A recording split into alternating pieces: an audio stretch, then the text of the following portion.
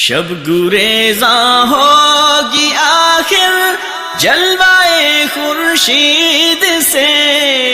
یہ چمن معمور ہوگا نغمائے توحید سے۔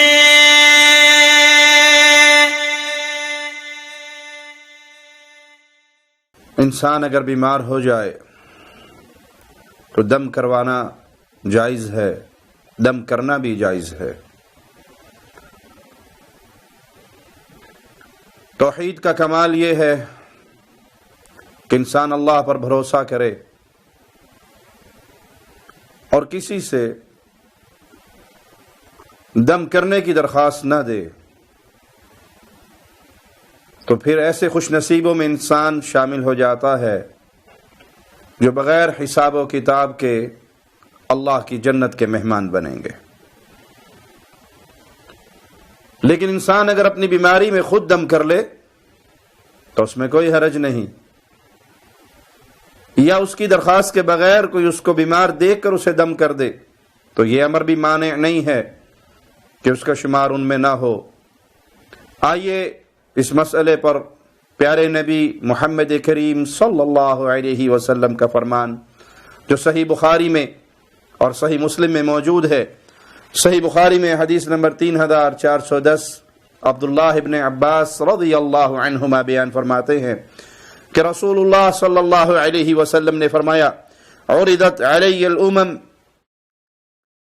اللہ نے مجھ پہ ساری امتوں کو پیش کیا، فجعل النبی والنبیان یمرون معاہم الرہط، میں نے دیکھا ایک نبی اور دو نبی ان کو جاتے ہوئے اور ان کے ساتھ ایک گروہ ہے، والنبی لیس معاہ احد، اور بعض ایسے نبیوں کو بھی دیکھا کہ ان کے ساتھ کوئی بھی نہیں ہے، انہوں نے ساری عمر اللہ کا پیغام پہنچانے میں صرف کر دی لیکن کوئی ایک بندہ ان کے پر ایمان نہیں لے کر آیا، کوئی ایک ان کا ساتھی نہیں بنا۔ پیارے نبی صلی اللہ علیہ وسلم نے فرمایا، حتی وقع فی سواد عظیم قلت ما هذا امتی هذه، پھر میں نے لوگوں کا بہت بڑا ہجوم دیکھا تو میں نے کہا یہ کون ہے، کہ یہ میری امت ہے؟ قیل بل هذا موسیٰ وقومه، جواب ملا کہ نہیں، یہ موسیٰ علیہ السلام اور ان کی قوم ہے۔ مجھے کہا گیا کہ افق کی طرف دیکھو تو میں نے ادھر دیکھا، فَإِذَا سَوَادٌ يَمْلَأُ الْأُفُقَ، تو وہ لوگوں کے مجمع سے ہجوم سے بھرا ہوا۔ مجھے کہا گیا دائیں بائیں دیکھو تو میں نے لوگوں کا بہت بڑا ہجوم دیکھا تو مجھے جواب ملا کہ یہ آپ کی امت ہے، هَذِهِ أُمَّتُكَ، یہ آپ کی امت ہے۔ وَيَدْخُلُ الْجَنَّةَ مِنْ هَؤُلَاءِ 70,000 بِغَيْرِ حساب، اور لوگوں کے اس جمع غفیر میں ایسے خوش نصیب بھی ہیں 70,000 کے قریب،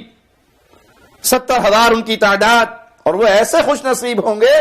جو بغیر حساب و کتاب کے اللہ کی جنت میں جائیں گے۔ اے اللہ تجھے تیرے پیارے چہرے کا واسطہ ہے مولا،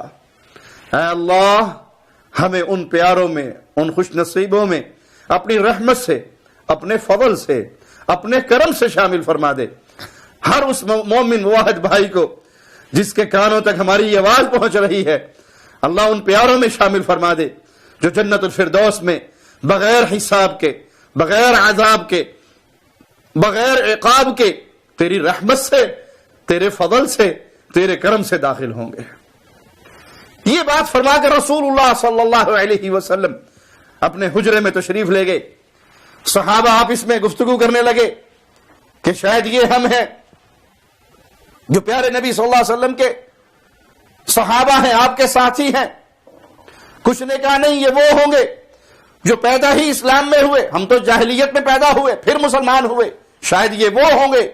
جن کی پیدائش ہی اسلام پہ ہوئی اور اسلام پہ ہی پروان چڑھے اور اسلام پہ ہی فوت ہو گئے۔ یہ باتیں رسول کریم صلی اللہ علیہ وسلم کو پہنچی، آپ باہر تشریف لائے اور آپ نے ان خوش نصیبوں کا پھر ذکر فرمایا کہ وہ کون لوگ ہیں جن کو اللہ یہ عزت دے گا، یہ مقام دے گا۔ ہم الذین لا یسترقون ولا یتطیرون ولا یکتوون وعلی ربہم یتوکلون، یہ وہ خوش نصیب ہیں جو جھاڑ پھونک نہیں کرواتے، جو فال نہیں دیکھتے یعنی بدشگونی نہیں لیتے، بدشگونی جس کا آج یہ حال ہے کہ کسی کے سامنے سے کالی بلی راستہ کاٹ جائے، وہ پریشان ہو کے سفر کینسل کر کے گھر آ جاتا ہے۔ کسی کے منڈیر پہ صبح صبح کوا بولنے لگ جائے، کسی کے گھر میں رات کو الو بولنے لگ جائے۔ مختلف لوگوں نے بدشگونی کا ایک دروازہ کھولا ہوا ہے، کبھی کسی سے ڈرتے ہیں، کبھی کسی سے ڈرتے ہیں، کبھی کسی سے ڈرتے ہیں، لیکن یہ وہ خوش نصیب ہیں جو بدشگونی نہیں لیتے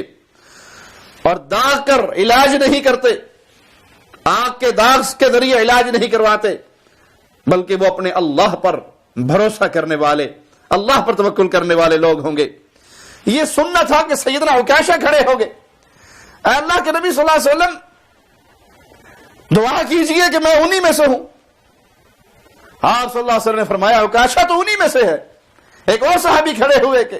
میں بھی انہی میں سے ہوں۔ آپ نے فرمایا نہیں، عکاشہ سبقت لے گیا۔ تو یہ وہ خوش نصیب ہیں جو کسی کو کہتے نہیں کہ مجھے دم کرو، لیکن اس کا یہ معنی نہیں کہ انسان بیمار ہو جائے تو خود دم نہ کرے، نہیں، وہ اللہ پر بھروسہ کرے، خود اپنے آپ پہ دم کرے۔ ایک راقی نے دم کرنا ہے کس چیز سے؟ فاتحہ سے، آیت الکرسی سے۔ آپ یہ فاتحہ خود پڑھے، یہ آیت الکرسی خود پڑھے، سورہ بقرہ کی آخری 2 آیات پڑھے، سورہ یونس کی 81 اور 82 نمبر، یہ آیات پڑھے اگر آپ کو لگتا ہے کہ کوئی جناتی تکلیف ہے، کوئی جادو کا معاملہ ہے۔ سورہ فلق اور ناس پڑھیں، پیارے نبی صلی اللہ علیہ وسلم کی سکھائی ہوئی دعائیں پڑھیں، اپنے اوپر خود دم کریں۔ خود دم کرنے میں کوئی حرج نہیں، ہاں آپ کی ڈیمانڈ کے بغیر کوئی آپ کو دم کر دے تو اس میں بھی کوئی حرج نہیں، لیکن کمال توحید یہ ہے، توکل اللہ پر، اس کا کمال یہ ہے کہ انسان خود کسی کے سامنے جا کر سوالی نہ بنے کہ مجھے دم کر دو، وگرنہ دم کرنا بھی جائز ہے، دم کروانا بھی جائز ہے، شرط یہ ہے کہ اس دم کے اندر کوئی شرکی الفاظ نہ ہو۔ صحیح بخاری میں حدیث نمبر 5739 ام سلمہ رضی اللہ تعالی عنہ بیان کرتی ہیں کہ نبی کریم صلی اللہ علیہ وسلم نے ان کے گھر میں ایک نابالغ بچی کو دیکھا جس کے چہرے پہ چھائیاں پڑی ہوئی تھی، تو اللہ کے رسول صلی اللہ علیہ وسلم نے فرمایا استرقوا لها فإن بها النظرة، اس کا علاج کرو، اس کو دم کرو، اسے نظر لگی ہے، اس کو نظر لگی ہے، اس کا علاج کرو۔ جب نظر لگتی ہے بعض دفعہ چہرے پہ عجیب سا سیاہی مائل چہرہ ہو جاتا ہے جو اس کی حقیقی صورت نہیں ہوتی، اس پر سیاہی چھا جاتی ہے، اور جب اسے قرآن حکیم کی آیات سے دم کر دیا جائے، وہ شیطانی اثرات دور ہو جائے، تو پھر اللہ کی رحمت سے وہ چہرہ صاف ہو جاتا ہے۔ آپ کسی بچے کو دیکھیں، آپ کسی بڑے کو دیکھیں جس کے چہرے سے آپ کو لگے کہ اس کو کوئی تکلیف ہے، اسے نظر لگی ہے، اس کی صورت تو اچھی تھی لیکن اب اچانک اس کے اوپر سیاہی مائل چھائیے ہیں، یا اس کی آنکھوں کا رنگ تبدیل ہو گیا ہے، یا یہ بے تحاشا رو رہا ہے، یا اس کے سر میں بے تحاشا درد ہے، مختلف نشانیاں ہیں بیماری کی، اگر آپ اس کو دیکھ کے پہچان لیتے ہیں تو ایسے مریض کو دم کیجئے، دم کرنا جائز ہے، اپنے بھائی کو فائدہ پہنچانا جائز ہے۔ سیدہ عائشہ رضی اللہ تعالی عنہ بیان فرماتی ہیں، اور یہ روایت بھی صحیح بخاری میں 5738 نمبر روایت ہے، امرنی نبی صلی اللہ علیہ وسلم او امر ان یسترقى من العین، نبی کریم صلی اللہ علیہ وسلم نے حکم دیا کہ نظر بد لگ جانے پر دم کیا جائے۔ دم دنیا کی کسی بھی بیماری کے اندر انسان کو کیا جائے تو قرآن حکیم شفا ہے، لیکن نظر لگ جائے تو یہ بہت جلدی اللہ کی رحمت سے دم کرنے سے دور ہو جاتی ہے۔ بخار ہو جائے بہت جلدی اللہ کی رحمت سے دم کرنے سے دور ہو جاتا ہے۔ تو دم کسی بھی بیماری کے اندر، کسی بھی حالت کے اندر کیا جا سکتا ہے، کیونکہ قرآن شفا ہے، یہ سینوں کا نور ہے، یہ سینوں میں چھپی ہوئی بیماریوں کو ختم کر دیتا ہے۔ تو قرآن حکیم کی کسی آیت کو پڑھے اور وہ آپ کے لیے باعث شفا بن جائے،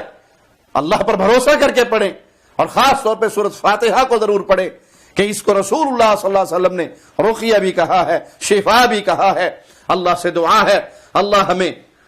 پیارے نبی صلی اللہ علیہ وسلم کی احادیث پہ عمل کرنے کی توفیق عطا فرمائے۔ اقول قولی ھذا واستغفر اللہ لی ولکم ولسائر المسلمین۔ آپ کی شان شوکتوں سے الگ دوسری